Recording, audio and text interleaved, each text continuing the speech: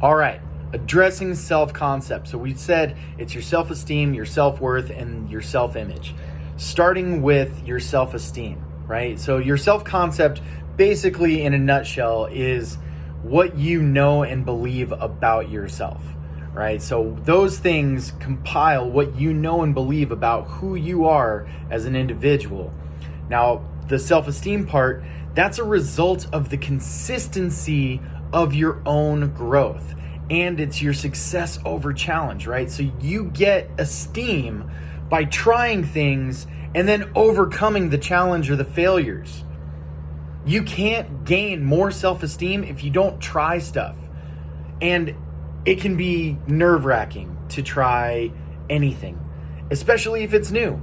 So the cure for anxiety around trying things is information. You gotta start somewhere. So start looking it up, start researching the thing that you're interested in, and that will start to subside some of that anxiety and make it a lot easier for you to go forth and try. Now, if knowledge is the cure for anxiety, the nemesis or the enemy of your anxiety is assumption. So when you assume that there's going to be a certain outcome to something you want to try, a lot of times that outcome that you assume is negative. So if you're going to assume something, assume it's going to be good. Or don't assume at all. Go do the research, find out some information, and make your own assessment from truth rather than assumption, because assumption is just made up crap. All right. Next, self-worth. Your self-worth is a result of your confidence. Now, your confidence builds with your self-esteem. So the more stuff that you try, the more that you're going to know about yourself. And that belief is going to continue to grow. And that is going to start creating more of a sense of positive self-worth. Now, that positive self-worth essentially is what it's doing is it's saying that the more things you do and become proficient at, the more valuable you are to yourself and to the other people around you.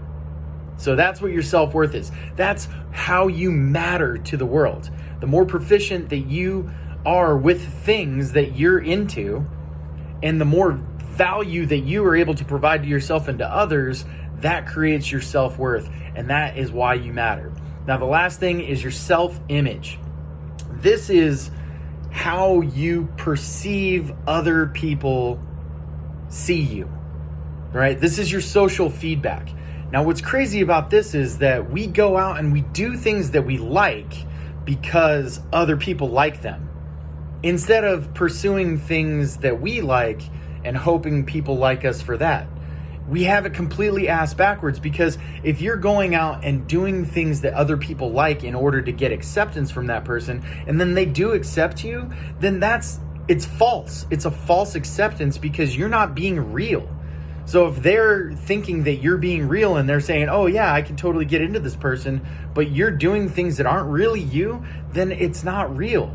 So you need to be authentic about what you are and what you're into and what you like, instead of pursuing the things that other people like.